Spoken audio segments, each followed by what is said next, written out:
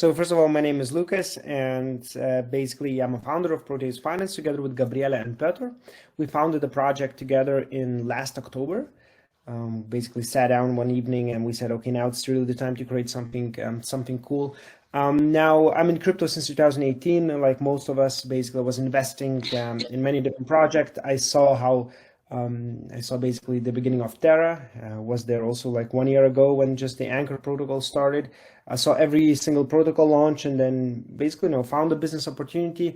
I talked with many people, and they said, okay, we need this kind of a solution. Then sat down with my team, and we basically started to create Proteus Finance. Myself, I'm coming from IT background. I was working as a dev. After that, Scrum Master and the project manager, and then left my work basically to work on Proteus Finance full time together with my team.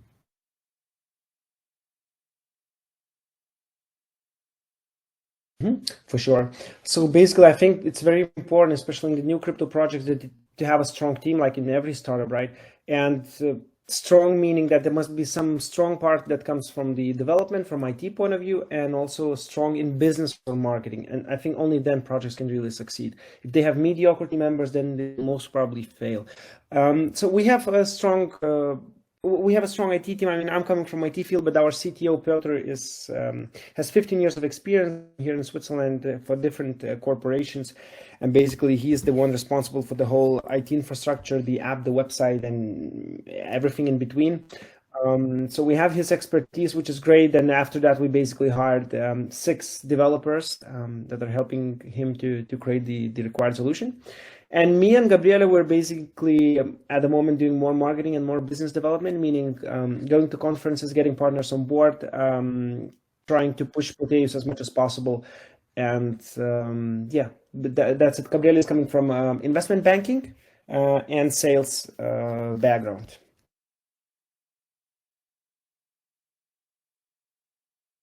Exactly. So I see Proteus as an aggregator of the best DeFi strategies. First of all, on the Terra space, later on Solana and Polygon. And basically, user can just come to our platform, register there, load some money, and basically choose his risk level, low, medium, and high, and then deposit his funds, earn some return, and spend them via debit card. That's how Proteus will work.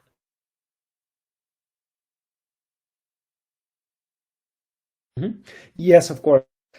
So I saw many recent launches on the Terra space, and all of them, they're doing the same problem. They're basically launching the token first, and then the utility comes much later. And what we see is basically a drop in the token price, a sharp drop within the first 3 to 5 months. Excuse me. And basically what we do differently, we will have a lot of utility from day one once we launch the platform. So I'll give you a few examples. So for example, the custom strategies will be only available for the Proteus token holders. That's the first one. Also Proteus token holders will have a much higher API. So let's say if you're on a low strategy earning 20% API with the Proteus holding a Proteus token and being on a certain level, you will be able to earn more than 30% API a year, which is really great. Also, as a Proteus token holder, you will be able to propose different strategies, so meaning community-based strategies. As a Proteus token holder, you also will be eligible for a debit card and for a cashback for a debit card, meaning that whatever you pay in the world, you will get some cashback in every single shop. So these are just a few utilities. And also one important one is that we're also partnering with the social network and Launchpad, and basically Proteus token holders will be able to participate in that platform also without owning token of that platform. And that's basically our goal, to make as many partners as we can and allow Proteus token holders to, without leaving the ecosystem, to participate in many different projects. And those utilities will just increase within time. Of course. So we're actually making many new partnerships. Every single week there's something new that's popping up. For example, now we've been in Dubai and we met eMoney, a company that's basically creating a stablecoin on euros and dollars. And we would like to integrate them and allow people to basically deposit euros and earn a yield on that.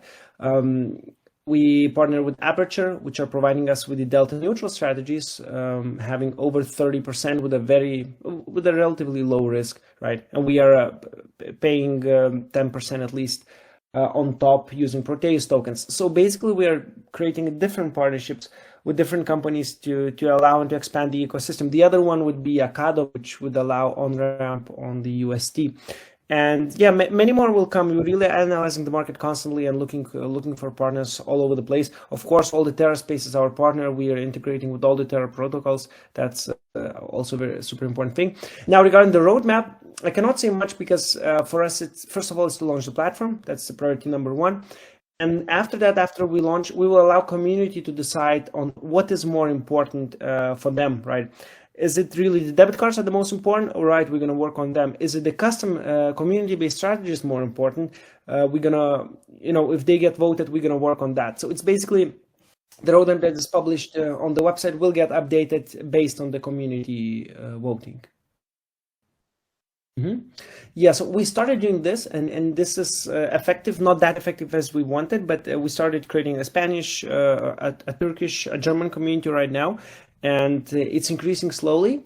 Now, what we're actually doing, we're going physically to events, participating there and raising awareness about Proteus. And I feel that this adds enormous amounts of value. So, for example, Gabriele now is the co-founder of Proteus Finance, is now in Miami raising awareness there, really getting contacts, getting people excited in US about the Proteus Finance. And I see that the group is increasing really, really fast. Moreover, all the partners are actually tweeting about us on Twitter whenever we sign a new partnership, and this helps us also a lot to increase our followers and people who follow the project. We have now about 20,000 together in Twitter and Telegram group, which is nice. Yeah, so mostly this. And the other thing, we're gonna organize a World Crypto Conference in Switzerland end of August. And everybody's invited there, so everybody who's listening to this podcast will get the promotional code from me, and basically can participate in the conference end of August. And we're also gonna promote Proteus there as much as possible. Cool, nice. A secondary question out of this one: I've seen you don't have a Discord channel, or am I wrong? We actually have a Discord channel. We have it. We just have to add it to the website, but it's there. I will actually add it to the website tonight, so we can everybody can join our Discord. Perfect. Thank you. Okay. Now a little bit of question about the token launch. If the market continues its downstream movement as we seen it in the last period, what will happen? Can we expect a delay of the TGE in these conditions? No, I really don't think that we're going to delay the TGE much more, because we have investors waiting. We have many investors waiting for the TGE. We also are dealing with the centralized exchanges where we want to list. So we are planning to have the TGE at the end of April. Okay, perfect. Do you have a fixed date or end of April? No, at the moment, we don't have a fixed date, but I will update the community as fast as possible once we have one. But I think within the next few days, or give me a week, and then we're going to have a fixed date for this. Yeah. Okay. Thank you very much, Lucas. As far as I'm concerned, these are all the questions I had prepared for you from EmpireVC team.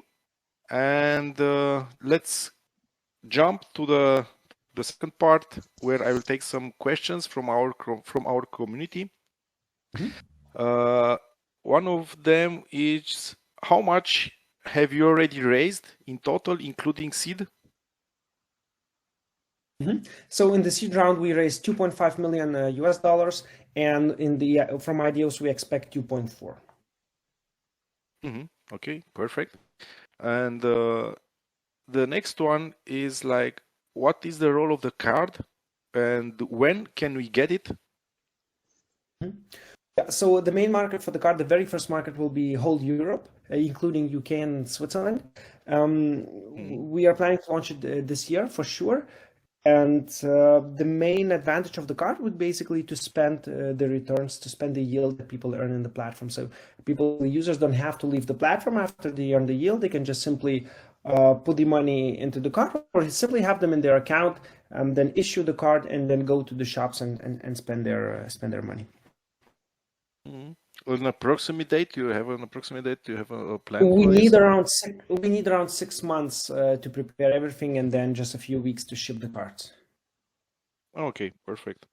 And in which countries will be available? You said the entire Europe and including Switzerland and UK, isn't it? Yeah, that's correct. Exactly. Because I see that many companies don't support UK, don't support Switzerland, but our partners, they do support, and basically that's why we selected them, because these markets are crucial for us. And the thing about the card is that we have to comply with so many rules and regulations, and we have to have a lot of licenses. I mean, technical implementation is really not a big deal here. We have a great team, and it could be done within 1 to 2 to maximum 3 months after full testing. But the thing here is really the legal part that's stopping us. And before we have this right, we just cannot issue the cards, right? We must comply with every single regulation here in Europe. It would have been weird not to have it in Switzerland, since you are from Switzerland. Exactly, Okay. and the market here is huge. Yeah. Yeah, I understand. Okay. What checks are you taking in consideration for listing? Do you have any checks discussions? What do you mean check On discussion? which checks? Centralized exchange? Oh, yeah. Yeah, so basically for listing. Yeah, that's clear. So basically we are now talking with the 3 top 10 exchanges, and we want to list on one of them in the beginning. So I cannot tell exactly why, because we have NDAs with 3 of them, but it will be one of the top 10 exchanges. Super. Preferably top 5 as well. And okay. Perfect. Let me get another one. How do you make awareness about the projects? How do you make your marketing beside meetings and partners mentioning you? I think you already responded to this one, or? Yeah. So it's really what we're doing now. We are partners are creating awareness about us. They're also doing some little contests about Proteus, for Proteus tokens. We are going to different physical meetups, and the thing we're also gonna start some contests on our Twitter ourselves. And I see that this works quite fine. Now, one thing that we also started doing now, but we're gonna enforce much more once we launch the platform, is that we're gonna contact different institutions to basically start using our platform. So really cold calling and getting institutions on board, preferably banks. We already talked with the 2 banks. Both of them are interested. Both of them needs, again, about 6 months to prepare their site ready. But I mean, if they implement Proteus, we'll have a really great business. Okay, thank you. And another question: the yield earned from Proteus platform will be in crypto? I mean, when we will pay with the card in the shop, will automatically come to fiat, or? Yeah, that's basically how it works. Correct. So, for example, I'll give you an example. Let's say you have 1,000 USDT on your account, and you're going to shop in UK, and you're buying something for 200 pounds. So basically, 200 pounds worth of dollars worth of USDT will be converted to pounds, and then you will be charged in pounds in the end. Yes. Okay. And the questions are just and coming. Okay, great. Another one. Will you use YouTube influencer to increase awareness and to increase the community? Yeah, that's a very good point, actually, and that's basically what Gabriele is doing. Yes, we're gonna use YouTube influencers, but we don't believe in this kind of a KOL's game where basically you prepay some tokens or prepay some dollars and you get YouTube influencers. We really we're contacting with a few YouTube influencers, big ones, and we really give them a test version of the product. We ask for their opinion. They give some suggestions, and basically in return for this, they will be creating some videos about us. So yes, you can expect some YouTubers, some bigger YouTubers also to talk about us. I don't know if it will be positive or negative because we're not paying to them, but it will be, the truth about our platform. Okay, perfect. Another question comes here. How much are the fees on paying with the card in shops? I mean, there would be some fees, or it's just the conversion between crypto and fiat? Yeah, so it's basically the fees that the Visa and the MasterCard are giving to us. We are passing the same fees. We're not planning on adding anything on top, because that's not how we That's not how we basically envision the business. It's not our main business. So it's basically the fees that Visa and Mastercard has. I don't know exact numbers, but we will definitely publish everything on the platform when the time is right. Okay.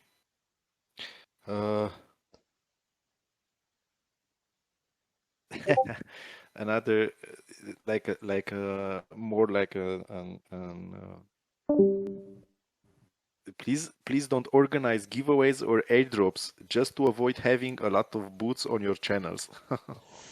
Yeah, this I'm There is an aware. issue with this. Yeah, exactly. So no, we're not doing airdrops. We will do some competitions, but basically some smart competitions. Not only retweet, like, and this I also don't like.